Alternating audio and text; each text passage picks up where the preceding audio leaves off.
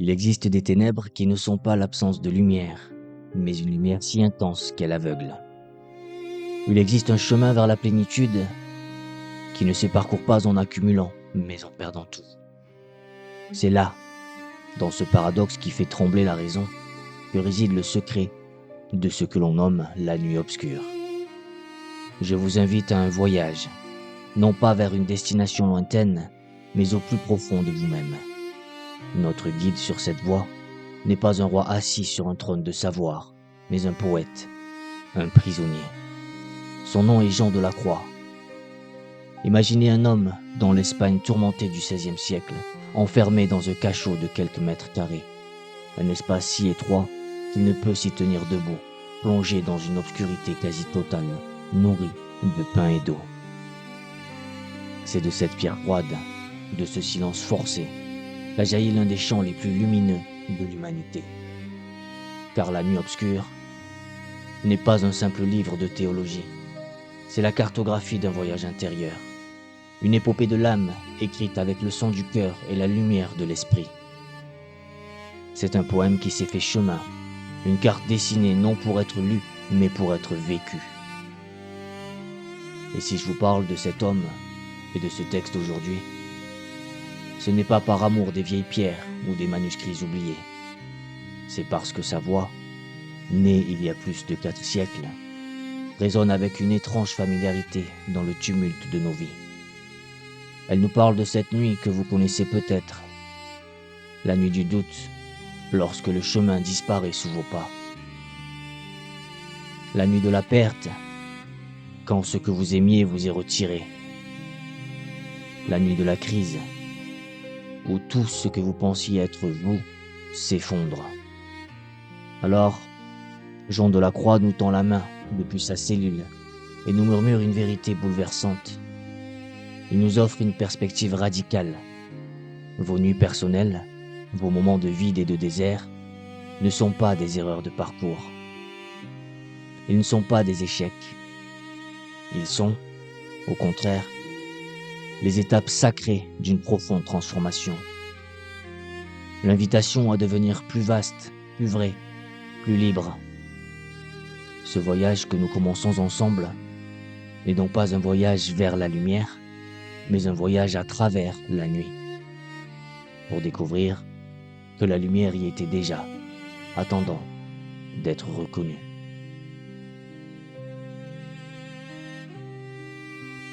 Tout voyage commence par un départ, mais le plus grand des départs n'est pas celui qui vous fait franchir le seuil de votre porte, mais celui qui vous fait franchir le seuil de vous-même. Avant que la nuit ne devienne votre chemin, il y a la maison.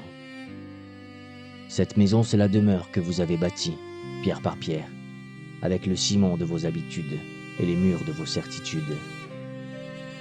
C'est un lieu de chaleur, mais aussi d'enfermement, un refuge, mais aussi une cage dorée. À l'intérieur, tout est connu, tout est ordonné.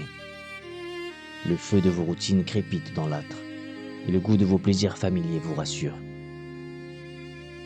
Pourtant, un jour, au cœur même de ce confort, naît une soif. Une soif que nulle boisson connue ne peut étancher.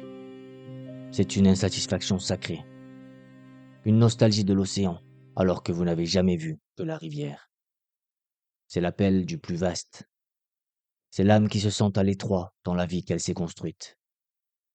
Et cet appel, cette soif ardente, devient plus fort que la peur de l'inconnu. Alors vous décidez de partir. Non pas dans un acte de rébellion ou de fuite, mais comme un amant qui se lève au milieu de la nuit pour rejoindre son bien-aimé. C'est une sortie audacieuse, secrète, qui ne cherche ni l'approbation ni les témoins. C'est un acte d'une pure intimité entre vous et cet appel. Écoutez comment Jean de la Croix lui-même nous chante ce moment. Sa voix devient la nôtre. Par une nuit obscure, enflammée d'un désir anxieux d'amour, ô l'heureuse fortune, je sortis sans être vu, ma maison étant déjà apaisée. Je sortis sans être vu. Sans être vu de qui? sans être vu de vos peurs, de vos doutes, de cette part de vous qui vous aurait supplié de rester en sécurité. Et cette dernière phrase, d'une douceur infinie, ma maison étant déjà apaisée, cela signifie bien plus que le silence du monde extérieur. Cela signifie que par une grâce mystérieuse, le tumulte de vos propres passions, de vos appétits, de vos angoisses s'est tu pour un instant. Un silence s'est fait en vous, juste assez longtemps pour vous permettre de déverrouiller la porte sans bruit. C'est cela, l'heureuse fortune, un moment de paix intérieure qui rend l'évasion possible. C'est ainsi que commence le véritable voyage, non pas dans un grand fracas, mais par un pas silencieux, posé dans l'obscurité, le cœur enflammé d'un amour qui ne sait pas encore où il va, mais qui sait qu'il doit y aller.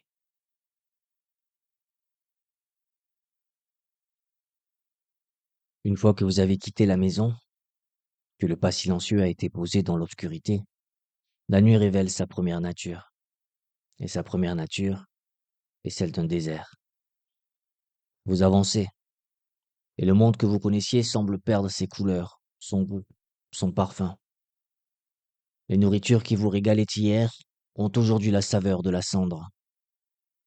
La musique qui élevait votre âme n'est plus qu'un bruit lointain et sans écho. La compagnie de ceux que vous aimez vous paraît soudainement vide, et la solitude elle-même ne vous apporte plus de paix. C'est comme si vos sens, ces fenêtres sur le monde, étaient recouverts d'une fine poussière grise. Mais le plus troublant, le plus déroutant n'est pas là. Le plus grand vertige vient lorsque cette sécheresse atteint votre vie intérieure. Vos prières, autrefois si ardentes, vous semblent monter comme une fumée froide qui retombe aussitôt. La douceur que vous trouviez dans la méditation, cette chaleur réconfortante d'une présence aimante, a disparu. Vous appelez, et seul le silence vous répond. Le ciel, autrefois si proche, vous paraît de bronze. Et c'est ici que l'âme est tentée de croire à l'abandon.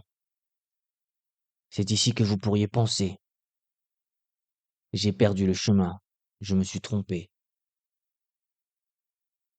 Mais je suis là pour vous dire, avec la certitude de Jean de la Croix, que ce sentiment n'est pas le signe d'un échec, mais celui d'un amour qui grandit. Ce n'est pas un abandon, mais une éducation. Imaginez un instant que vous êtes un enfant nourri de lait et de miel. Votre croissance exige maintenant une nourriture plus solide. Alors, la main aimante qui vous donnait ces douceurs les retire, non par cruauté, mais pour que vous appreniez à désirer le pain véritable.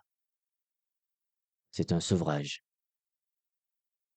L'âme est privée de ses sucreries spirituelles, de ses consolations, pour une raison d'une simplicité vertigineuse. Pour qu'elle apprenne enfin à aimer la source de toute douceur, et non plus seulement la douceur elle-même. Pour qu'elle désire le donateur plus que les dons. Jean de la Croix, avec la précision d'un médecin de l'âme, décrit cet état. Il dit que l'âme dans cette sécheresse se sent incapable de méditer et de penser à quoi que ce soit de précis, mais qu'en même temps, elle ressent une nouvelle inclination à rester seule et dans une paix tranquille. Voyez-vous la subtilité? L'incapacité de faire devient une invitation à être. Vous ne pouvez plus produire de beaux sentiments ou de hautes pensées.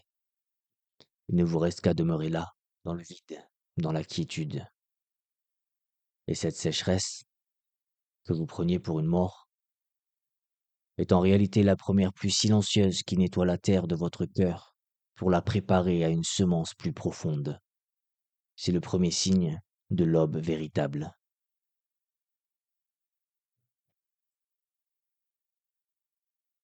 Si la première nuit était un désert de sable où vos sens s'égaraient, la seconde nuit, elle, est un abîme. Vous pensiez peut-être avoir touché le fond, mais ce n'était que la surface. Ici, nous plongeons plus profondément. Ce ne sont plus les sensations qui sont purifiées, mais l'esprit lui-même. Ce n'est plus le goût des choses qui se perd, c'est le goût de vos propres pensées. Toutes les belles idées que vous aviez construites sur le divin, toutes les images réconfortantes, tous les concepts savants, toute cette magnifique statue que vous aviez mis une vie à sculpter, cette nuit vient avec un marteau silencieux et la brise en 1000 morceaux. Ce n'est pas une perte de mémoire, c'est une perte de repère. Votre carte du monde intérieur est brûlée sous vos yeux. Je dois vous le dire avec honnêteté, c'est l'effondrement de votre ego spirituel. Cette part de vous qui était si fière de son chemin, qui collectionnait les expériences et les compréhensions comme des trophées.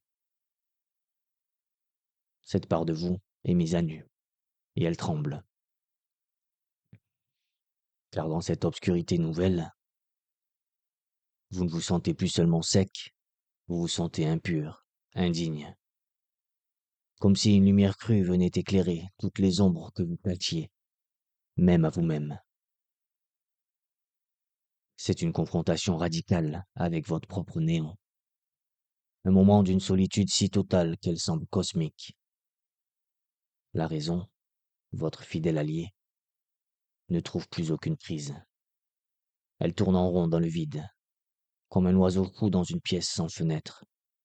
C'est cela, la ténèbre horrible, dont parle Jean de la Croix. Et dans cette solitude glaciale, l'âme pousse un cri qu'il a su entendre. Il écrit qu'elle se perçoit comme une chose rejetée, non seulement par les créatures de la terre, mais par Dieu lui-même. Elle endure une angoisse et un abandon si extrêmes qu'il lui semble que jamais personne ne pourra la consoler. Et pourtant, et c'est là le secret le plus précieux de ce voyage, ce sentiment d'abandon total est le signe de la plus grande proximité. Car pour que le divin puisse remplir votre demeure, il faut d'abord que cette demeure soit entièrement vide, vide de vos meubles, de vos décorations, et même vide de vous. Ce n'est pas une punition, c'est un déblaiement. C'est l'amour qui retire les idoles que vous aviez placées sur son autel, afin que vous puissiez enfin le rencontrer, lui, et non plus seulement l'idée que vous faisiez de lui. C'est une nuit terrifiante pour la raison, mais c'est une nuit bénie pour l'amour, car c'est seulement lorsque la raison lâche prise que le cœur peut enfin s'ouvrir à ce qui le dépasse. C'est au point le plus noir de la nuit, lorsque vous êtes convaincu d'être le plus loin, que vous êtes, en réalité, au seuil de la véritable rencontre. Mais alors, comment avancer quand il n'y a plus de chemin? Comment respirer quand l'air même semble s'être retiré? C'est ici, point de rupture, que le but de cette obscurité radicale se révèle enfin. Car la nuit n'est pas venue pour vous détruire. Elle est venue pour vous apprendre à naviguer autrement.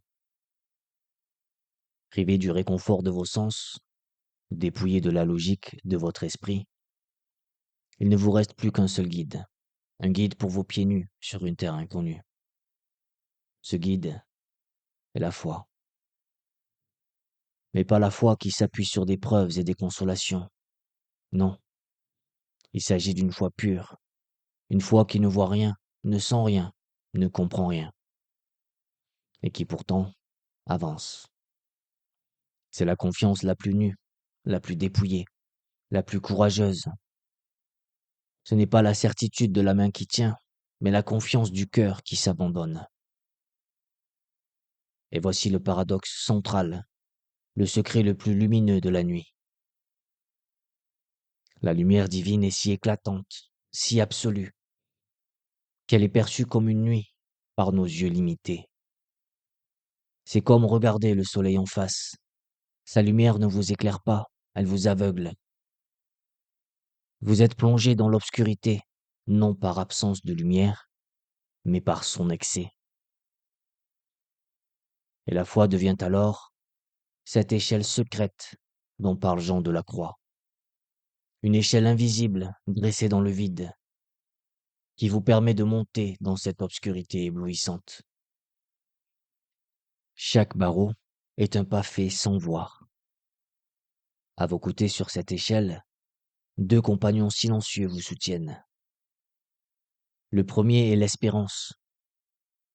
L'espérance n'est pas un optimisme fragile, c'est une certitude tranquille. C'est la mémoire du futur.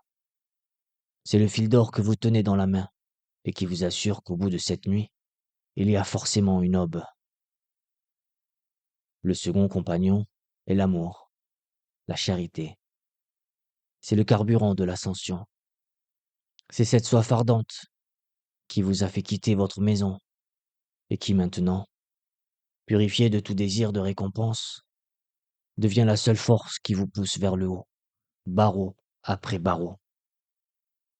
Car la foi, nous dit Jean de la Croix, est la seule connaissance de ce qui ne se voit pas, et la seule porte vers ce qui ne se comprend pas. Ce n'est donc plus l'œil qui guide, c'est le cœur qui sait. Ce n'est plus la raison qui prouve, c'est l'amour qui tire. Et vous apprenez la leçon ultime. Avancez, non pas malgré la nuit, mais grâce à elle.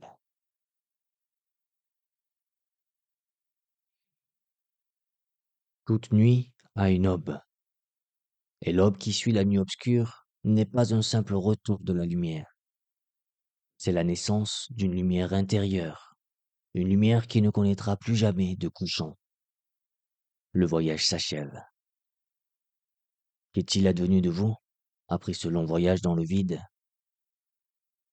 Vous n'êtes pas anéanti, vous êtes transparent. Imaginez un cristal, autrefois trouble et opaque, qui a été si parfaitement purifié qu'il ne retient plus rien pour lui-même. Il ne fait plus obstacle à la lumière, il se laisse entièrement traverser par elle, l'accueille et la réfracte en 1000 couleurs. Voilà ce que vous êtes devenu. Vide de vous-même pour être infiniment plein de tout le reste. Jean de la Croix nous offre une autre image, plus ardente encore. Il dit que l'âme est comme un morceau de bois posé sur un grand feu. Au début, le feu de l'amour divin vous semblait une agression. Il vous faisait fumer, grésiller, noircir. C'était la douleur de la purification. Mais peu à peu, ce feu vous a séché, vous a purgé de tout ce qui n'était pas essentiel. Jusqu'au moment ultime où le bois cesse de lutter contre le feu et devient feu lui-même. Vous ne disparaissez pas. Au contraire, vous atteignez votre plus haute incandescence. Vous devenez ce qu'il appelle une flamme d'amour vive. Vos actions ne sont plus vos actions, mais celles de l'amour qui agit à travers vous. Votre volonté n'est plus votre volonté, mais le désir même du divin qui bat dans votre poitrine. C'est cela l'union, le mariage spirituel. Écoutez le silence qui naît de cette fusion. Écoutez le soupir de l'âme, enfin arrivé au port, dans les mots mêmes du poète. Je suis resté, je me suis oublié. Mon visage sur les mers reposant, tout a cessé. Je me suis abandonné, laissant mon souci, oublié parmi les lits. Le souci, cette anxiété fondamentale qui nous pousse à nous accrocher, à contrôler, à posséder, est enfin dissous. Oublié, comme un mauvais rêve au réveil. Il n'y a plus que le repos, la paix et la certitude d'être enfin arrivé à la maison. Non pas la maison que vous avez quittée, mais la demeure véritable de votre être.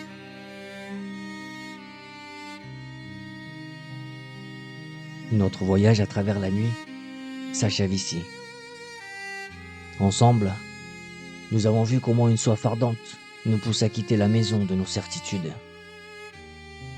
Nous avons traversé le désert des sens, puis l'abîme de l'esprit, là où tout repère s'efface, pour enfin émerger, non pas brisé, mais transformé en flamme. Laissez-moi vous redire ceci, comme le plus important des secrets. La nuit obscure n'est jamais une punition. Elle est le burin d'un sculpteur aimant, le feu d'un orfèvre patient. C'est un processus de libération intense, exigeant, mais infiniment aimant. C'est pourquoi ce livre, né dans un cachot espagnol, est un chef-d'œuvre qui appartient à l'humanité entière. Sa sagesse voyage bien au-delà des murs des religions pour parler à quiconque, un jour, se retrouve au milieu de sa vie, le chemin perdu. Il nous offre un langage pour nos silences, une espérance pour nos déserts. Il nous enseigne que le vide que nous craignons tant n'est pas la fin de tout, mais peut-être, juste peut-être, le prélude nécessaire à la véritable plénitude. Alors, pour conclure, je ne vous poserai aucune question. Je vous invite simplement à regarder vos zones d'ombre, non plus comme des abîmes à craindre, mais comme des terres fertiles. Des terres noires et riches, où, dans le secret, une lumière que vous n'attendiez plus est peut-être déjà en train de germer. Si le cœur vous en dit, ne cherchez pas tout de suite à comprendre le livre. Cherchez d'abord à le ressentir. Lisez simplement le poème de 8 strophes qui ouvre l'œuvre. Laissez sa musique vous imprégner. La beauté est souvent la porte la plus simple vers la vérité. Merci de m'avoir accompagné dans ce voyage au cœur de la nuit. Que sa lumière paradoxale éclaire votre propre chemin.